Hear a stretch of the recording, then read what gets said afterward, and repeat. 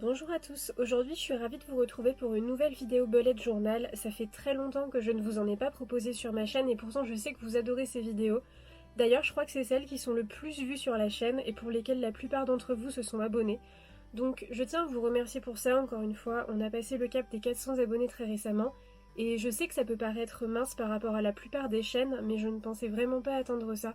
Alors sincèrement merci beaucoup, je vais le répéter plein de fois je pense.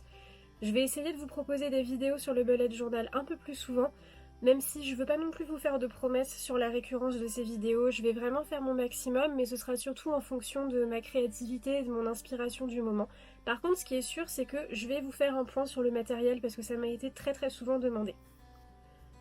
Je démarre l'année 2020 avec un tout nouveau carnet. Comme pour le précédent, j'ai opté pour un carnet à pointillés et avec un papier assez épais pour que mes feutres traversent pas trop. C'est vraiment mes deux attentes principales pour un carnet. Là, la couverture est faite dans un espèce de carton noir assez rigide, mais il faudra sûrement que je le recouvre avec autre chose parce que sinon il risque de s'abîmer avec le temps. Donc il y a un marque-page en tissu classique, un gros ruban pour fermer le carnet, mais il n'y a pas de porte stylo, ce qui moi ne me gêne vraiment pas. Comme dans quasiment tous les carnets, il y a une page d'infos personnelles que je remplirai un peu plus tard, forcément je vais pas le faire en vidéo parce que vous allez voir toutes mes infos personnelles. Après je pense pas renseigner toutes ces infos parce qu'il y en a vraiment beaucoup sur cette page et je les trouve pas toutes intéressantes à noter ici, mais pensez quand même à indiquer le plus de coordonnées possible au cas où vous perdiez votre carnet pour qu'il puisse vous être retourné par une gentille et très honnête personne. Sur la double page suivante, on retrouve une petite vue d'ensemble de 2019 et 2020. Ce genre de page, c'est vraiment très utile à avoir et je suis contente que ce soit déjà intégré au carnet parce que laissez-moi vous dire que ça prend un temps fou à faire à la main. On retrouve ensuite l'index où tous les numéros de page sont déjà inscrits, ce qui est plutôt cool. D'habitude, je fais pas d'index dans mon bullet journal, mais bon, vu qu'il est déjà tout prêt, je vais essayer de le remplir. Une autre page qui est plutôt utile et qui est déjà intégrée aussi, c'est un espèce de calendex sous forme de tableau étalé sur deux spreads, donc on retrouve les 12 mois de l'année en colonne et 31 lignes pour chaque jour du mois. Je suis pas très sûre de l'utiliser, mais si vous aimez les calendex, sachez que dans ce carnet-là, il y en a déjà un qui est tout prêt. Les pages intégrées qui suivent, elles me plaisent un peu moins personnellement, je vous les montre quand même vite fait, mais je sais d'avance que je les utiliserai pas.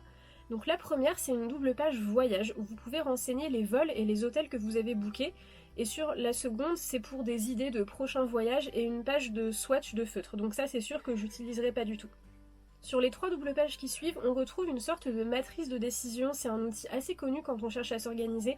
En gros, dans un tableau à double entrée de 2 par 2, vous allez trier les différentes choses à faire en fonction de deux critères, leur importance et l'urgence. Ça permet de bien cibler vos priorités et de surtout pas vous laisser distraire ou perdre du temps avec des choses futiles. Et là, on va enfin pouvoir entrer dans le vif du sujet, mon organisation pour 2020. Vous allez voir que j'ai essayé de faire des choses un peu différentes de l'an dernier, un tout petit peu plus élaborées, mais toujours hyper simple à faire et très accessible.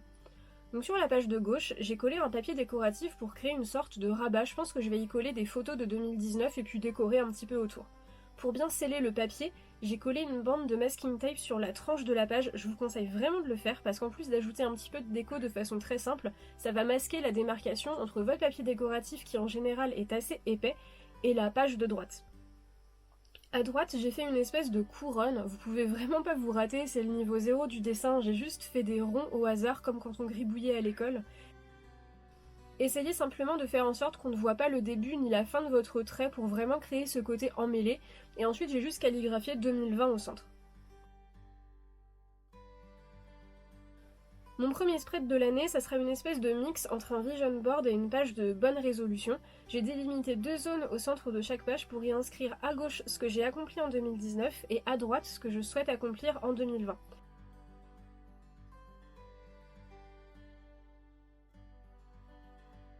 Tout en bas, j'ai reporté le même masking tape que pour ma page de garde de 2020, et je pense que je vais habiller la page avec des images et des photos qui illustrent à la fois mes grands exploits passés et mes objectifs pour l'année qui vient. Comme c'est un peu personnel, c'est pareil, je vais pas le faire devant la caméra, mais vous avez compris l'idée de cette page, après vous l'habillez vraiment comme vous voulez, soit avec des dessins, des photos, des citations, vous faites vraiment ce que vous voulez. On passe ensuite à la double page qui va être consacrée au tracker d'habitude de l'année 2020. Donc ici, il n'y a rien de très neuf, si ce n'est que j'ai décidé de ne plus faire de tracker mensuel. Du coup, tous mes trackers seront concentrés sur cette double page et ce sera pour toute l'année. Et c'est aussi pour ça qu'il y en a un peu plus que dans ma dernière vidéo setup. Je note les 52 semaines de l'année et en colonne toutes les habitudes que je souhaite traquer. Alors idéalement, il faut faire correspondre ces trackers avec vos grands objectifs de l'année pour vraiment vous motiver. Donc pour moi, ce sera le sport, l'édition de contenu, sortir un petit peu plus de chez moi, la lecture, l'art, et puis je vais sûrement ajouter d'autres choses. C'est pour ça que je me laisse de la place. Je fais pas particulièrement de décoration pour cette page, j'ai juste mis du masking tape pour habiller le titre et j'ai calligraphié mon titre, mais c'est tout. Ma double page suivante sera consacrée aux idées de vidéos pour la chaîne, alors à chaque fois que je penserai à une idée intéressante, j'irai la noter ici. Là encore, j'ai juste calligraphié le titre, puis j'ai tracé des grands cadres. Pour donner de la perspective, j'ai tracé une sorte de trait un peu plus épais avec un feutre noir sur les bordures en bas et à droite de la case. C'est une petite astuce qui est très simple à faire et qui, je trouve, change vraiment tout pour la mise en page finale.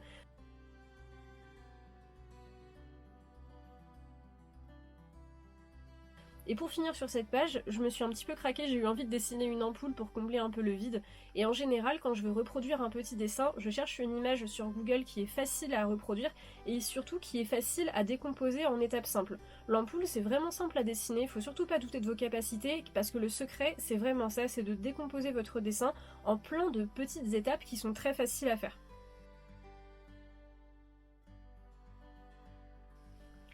Bon là on va s'attaquer à du lourd. Alors vous inquiétez pas, il n'y a rien de vraiment compliqué non plus, mais c'est juste la page qui m'a demandé le plus de temps de réalisation. Elle sera consacrée à ma santé en général, dont j'ai vraiment très envie de prendre soin cette année. Et du coup je trouve ça assez symbolique et encourageant pour 2020 que ce soit cette page-là qui m'ait pris le plus de temps et d'attention. C'était pas du tout calculé de ma part, mais le fait qu'elle soit plus décorée que les autres, plus élaborée, ça me met dans de bonnes dispositions. Donc elle sera principalement divisée en 3 grandes parties, un mood tracker, un encart pour noter mes rendez-vous médicaux et un tracker de règles. J'ai décidé de faire les deux trackers sous forme de Year in Pixel parce que ça permet d'avoir une bonne vue d'ensemble de l'année, ça donne un résultat assez coloré et ça prend très peu de place. C'est super simple à faire, il faut juste tracer un tableau de 12 colonnes pour les 12 mois de l'année et de 31 lignes pour les 31 jours. Il y a vraiment rien de très difficile à faire, c'est juste très long et assez fastidieux. D'ailleurs, je suis sympa, j'ai fait le deuxième hors caméra, sinon la vidéo elle aurait duré une semaine. Donc comme d'habitude pour le titre, je l'ai calligraphié avec mon feutre noir et ensuite j'ai eu envie d'habiller la page avec une sorte de petit doodle. Donc j'ai commencé par tracer une espèce de battement de cœur et j'ai dessiné le cœur autour. Pour donner un petit peu de relief et de vie à vos petits dessins, je vous conseille d'ajouter quelques petits traits par endroit parce que ça va venir donner du volume à votre forme. Au-dessus du tracker de règles, j'ai calligraphié le mot period avec un autre feutre un peu plus fin que pour le titre. Je passe ensuite à l'encart au centre de la page pour mes rendez-vous médicaux. Je vais calligraphier le titre avec le même feutre. Puis je trace le contour du cadre. Comme pour quasiment tous mes cadres, je rajoute une ombre en bas et à droite avec un feutre noir plus épais. Ensuite, j'ai eu envie d'ajouter une petite ligne séparatrice entre mon mood tracker et ce cadre pour bien les séparer. Et en fait, c'est surtout pour qu'on comprenne au premier coup d'œil que la légende colorée, elle est bien reliée au mood tracker et pas à ce cadre de rendez-vous médicaux. Et en parlant du mood tracker, je calligraphie encore une fois le titre avec mon Fudenosuke gris cette fois-ci. Et pour la légende, je trace 6 petits carrés que je vais ensuite remplir avec mes couleurs. Pour l'instant, j'écris juste les différentes émotions que j'ai envie de suivre. J'ai noté dans ma légende énervé, moyen pour une journée sans plus, heureux, malade, triste et anxiété. Je ne l'ai pas encore indiqué, mais je pense ajouter des petits motifs en noir à ma légende pour pouvoir noter d'autres choses que ces 6 émotions, mais j'ai pas encore décidé quoi, je vais l'ajouter plus tard.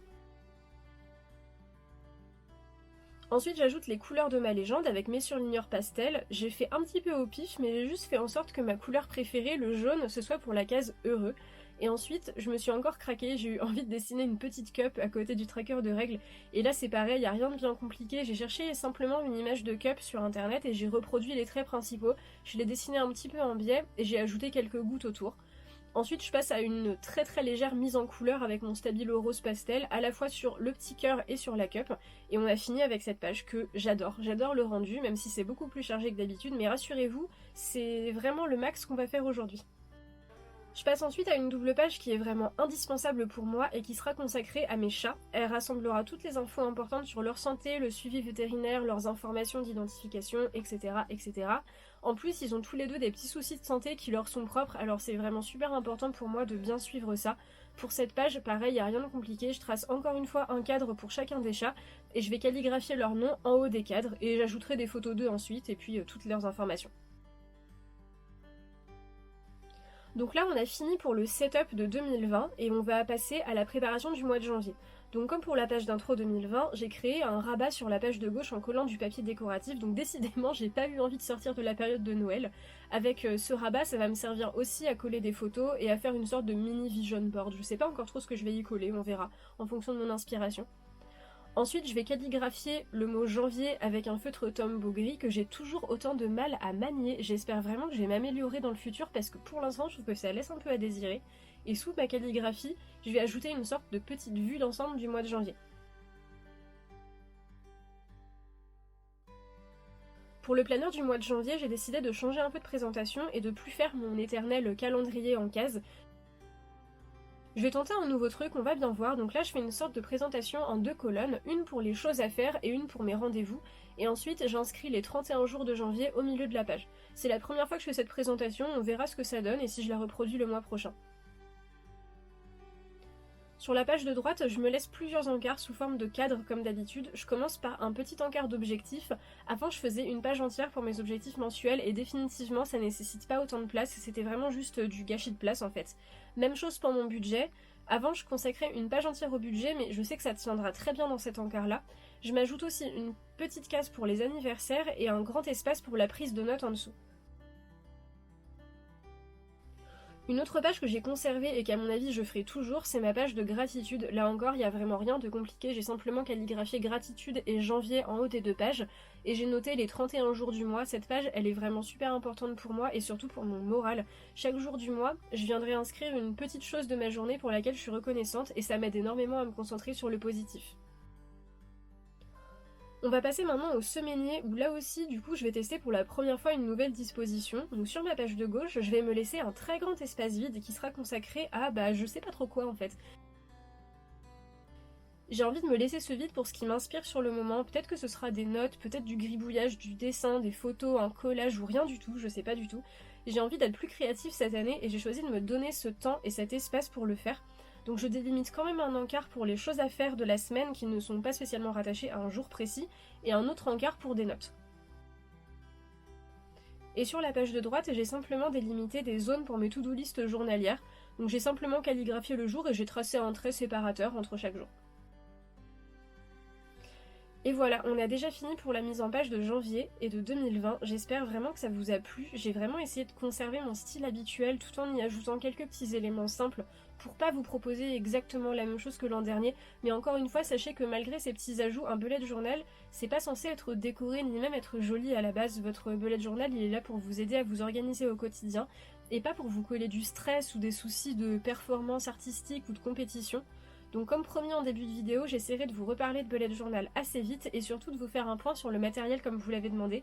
N'hésitez pas à me dire ce que vous en avez pensé en commentaire, à liker la vidéo si elle vous a plu et à vous abonner si vous le souhaitez. Et moi je vous dis à très bientôt.